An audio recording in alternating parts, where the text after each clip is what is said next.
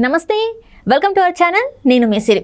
తీర్థయాత్రల్లో అయితే అగ్రనేతలందరూ ఉన్నారు. కాకపోతే ఏపీలో ఉన్న అభ్యర్థులు మాత్రం రాష్ట్రాన్ని తగలబెట్టే పనిలో ఉన్నారు. సో ఈ అంశాన్ని మనకు వివరించడానికి మనతో పాటు ఉన్నారు ప్రముఖ సీనియర్ జర్నలిస్ట్ డివిఎస్ గారు.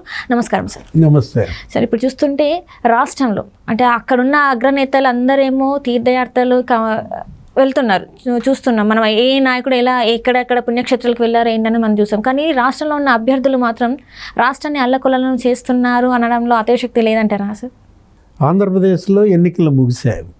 ఎన్నికలు ముగిసిన తర్వాత మరి 57 ఏళ్ళు ప్రచారంలో అలసిపోయినటువంటి అగ్రనాయకులు కుటుంబ సభ్యులతో విరామం. పుణ్యక్షేత్రాలకు వెళ్ళడం, తీర్థయాత్రలు చేయడం, మొక్కులు చెల్లించటం ఇది సహజం. ఇప్పుడు జగన్మోహన్ రెడ్డి కూడా లండన్ పర్యటన, కూతుళ్ళ దగ్గరికి వెళ్ళి అక్కడి నుంచి జెరూసలం వెళ్ళి మొక్కులు చెల్లించుకోవటం. గతంలో కూడా వెళ్ళాడు, గత ఎన్నికలకు ముందు వాళ్ళ నాన్న కూడా వెళ్ళేవాడు ఇలాగే. ఎన్నికలు అయిపోయిన తర్వాత జెరూసలం యాత్ర. ఇప్పుడు చంద్రబాబు కూడా మనం చూసాం, మొన్న వారణాసి వెళ్ళారు మోడీ నామినేషన్లో పాల్గొన్న తర్వాత. ఆ తర్వాత అంతకుముందు శ్రీశైలం వెళ్ళారు, తిరుపతి వెళ్ళారు, అక్కడ స్వామివారిని దర్శించుకున్నారు. రేపు ఏమో షిరిడి కూడా వెళ్తున్నారు. అక్కడ షిరిడీలో కూడా సాయిబాబా దర్శనం, అక్కడ మహారాష్ట్రలో అమ్మవారి దర్శనాలు. పవన్ కళ్యాణ్ జనసేన అధ్యక్షుడు కూడా మనం చూసాం, వారణాసి వెళ్ళి భార్య సమేతంగా పూజలు అక్కడ వారణాసి స్వామివారికి అర్పించటం. అగ్రనేతలేమో తీర్థయాత్రలో ఈ ప్రార్థనా మందిరాల సందర్శనలో ఉంటే వాళ్ళ అభ్యర్థులేమో తగలబెట్టే పనులు. ఏది ఒకవైపు ఏమో ఓడిపోతామన్న భయమా?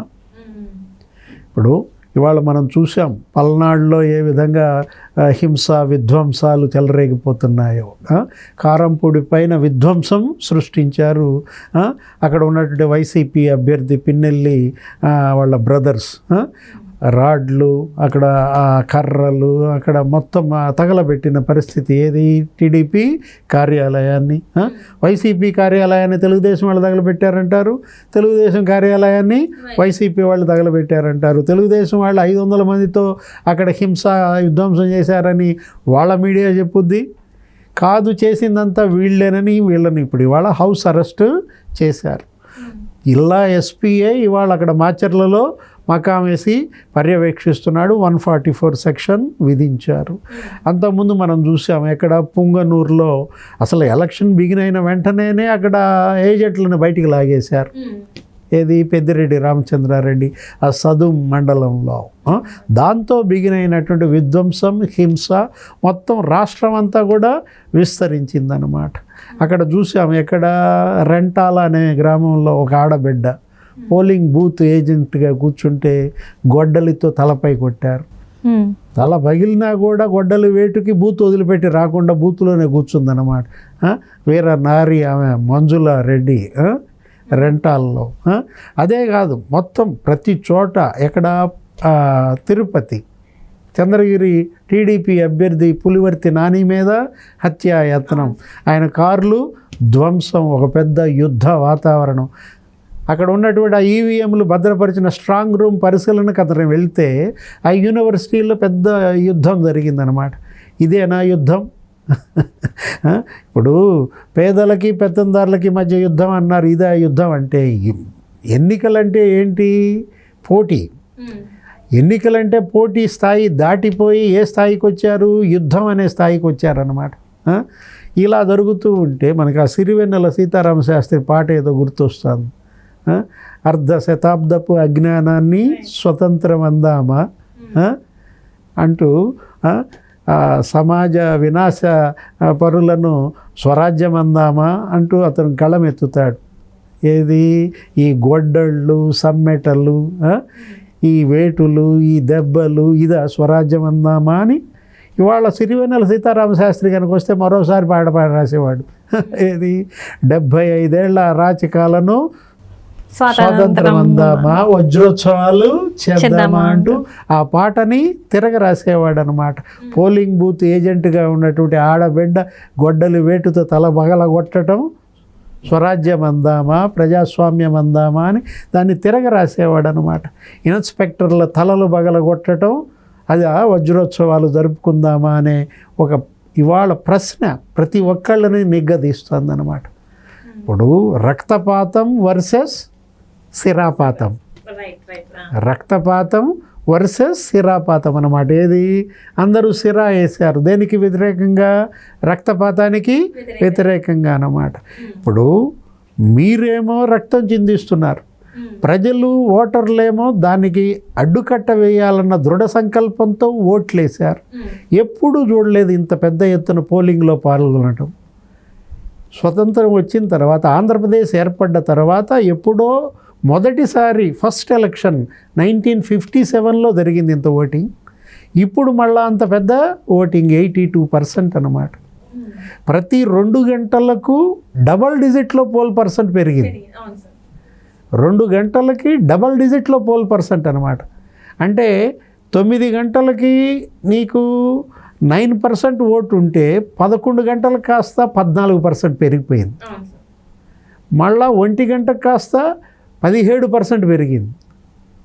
మళ్ళా 3 గంటలకు కాస్త 15% పెరిగింది. అంటే ప్రతి 2 గంటలకు డబల్ డిజిట్లో పోలింగ్ పర్సెంట్ పెరిగిందంటే రెండింతల కసితో ఓటేశారు, రెండింతలు భయంతో ఓటేశారు.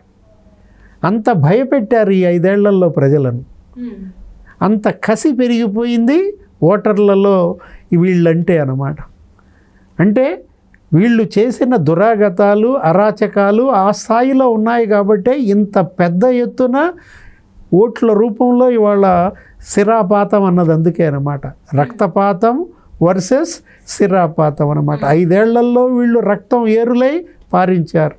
సునీత, షర్మిల వాళ్ళే అన్నారు కదా, ఏమని? వివేకానంద రెడ్డి రక్తంతో తడిసిన పునాదులపైన నిర్మించిన పార్టీ వైఎస్ఆర్ కాంగ్రెస్ అన్నారు. 5 ఏళ్ల రక్తపాతం ఒకవైపు ఉంటే 5 ఏళ్ల తర్వాత ఈ 82% సిరాపాతం, ఈ ఓట్లు మరోవైపు ఉన్నాయన్నమాట. జూన్ 4న తేలిపోతుంది రక్తపాతం గెలుస్తుందా, సిరాపాతం గెలుస్తుందా అనేది జూన్ 4న తేలిపోతుంది అన్నమాట. ఇప్పుడు ఈయన లండన్ వెళ్తున్నాడు జగన్మోహన్ రెడ్డి. గతంలో లండన్ వెళ్ళినప్పుడు చంద్రబాబుని జైల్లో పెట్టారు. అవును సార్. ఇప్పుడు లండన్ వెళ్ళినప్పుడు ఇంకేం జరుగుద్దా అనే భయం ఇవాళ ఆవరించిందనమాట.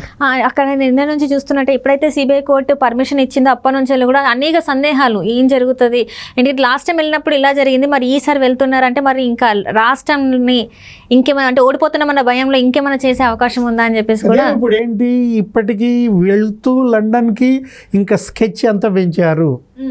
ఎవరెవరికి ఏ ప్లాన్ ఇచ్చారు, సజీవ దహనాలు ఉంటాయా, హత్యలు ఉంటాయా, గ్యాంగ్ రేపులు ఉంటాయా, ఎంత తగలబెడతారు ఇంకా ఈ రాష్ట్రాన్ని, జగన్మోహన్ రెడ్డి ఏ స్కెచ్ వేసి లండన్ వెళ్తున్నాడు అనేది వాళ్ళందరిలో భయాందోళనలు అన్నమాట. ఇప్పుడు అగ్రనేతలంతానేమో తీర్థయాత్రల్లో ఉంటే అభ్యర్థులంతానేమో తగలబెట్టే పనిలో ఉన్నారా అంటుంది. అందుకే ఒకవైపేమో తాడిపత్రిలో మనం చూసాం యుద్ధం, ఏది అకేతిరెడ్డి, పెద్దారెడ్డి, జేసీ దివాకర్ రెడ్డి వాళ్ళ మధ్య. ఇక్కడ పల్నాడులో ఇక్కడ చూసాం ఏది పిన్నెల్లి బ్రదర్స్ వీళ్ళ యొక్క యుద్ధం, జూలకట్టి బ్రహ్మారెడ్డి, పిన్నెల్లి రామకృష్ణారెడ్డి. కాసు మహేష్ రెడ్డిని వెంటబడి తరిమి కొట్టారు. అనిల్ కుమార్ పరామర్శల పేరుతో వీళ్ళు ఆ ప్రాంతంలో పర్యటించడం ఏంటి? పరామర్శల పేరుతో వెళ్ళినాళ్ళు అక్కడ ఈ యుద్ధ వాతావరణం క్రియేట్ చేయడం ఏంటి? ఇప్పుడు కాసు మహేష్ రెడ్డిని తరిమి కొట్టారంటే, పారిపోయారంటే, ఎక్కడ చూసినా ఇవాళ వైసీపీ అభ్యర్థుల్ని ప్రజలు ఎందుకు తరిమి కొడుతున్నారు? ఇది ఇవాళ మనం అనుకుంటుంది. రేపటి ప్రజా తీర్పు ఇంకా ఎన్నాళ్ళు? 19 రోజులు. ఈ 19 రోజులు ఈవీఎంలను భద్రపరచాలా, ఈవీఎంలు స్ట్రాంగ్ రూమ్లకి సరైన భద్రతని కల్పించాలా. గవర్నర్ ఇప్పటికైనా మేల్కోవాలి. గవర్నర్ ఆపద్ధర్మ గవర్నర్ కాదు, ముఖ్యమంత్రి ఆపద్ధర్మ ముఖ్యమంత్రి, కానీ గవర్నర్ ఆపద్ధర్మ గవర్నరా? ఇప్పుడు చూడబోతే అలా కనపడుతోంది అనమాట. యాక్టివ్ గవర్నర్గా పనిచేయాలి. ఈయన యాక్టింగ్ గవర్నర్ కానీ ఈయనేంటి ఇన్యాక్టివ్ గవర్నర్ కాదనమాట. జనసేన, తెలుగుదేశం, ఎన్డీఏ, బీజేపీ ప్రతినిధులంతా గవర్నర్కి వినతి పత్రం ఇస్తున్నారు. ఇప్పటికైనా కూడా డీజీపీని పిలిచి గవర్నర్ ఏం జరుగుతోంది రాష్ట్రంలో అని ప్రశ్నించలేదంటే అన్ని వేళ్ళు గవర్నర్ వైపు, రాజ్ భవన్ వైపు చూపే అవకాశాలు ఉన్నాయి. Right sir, right. Thank you so much sir. నమస్తే.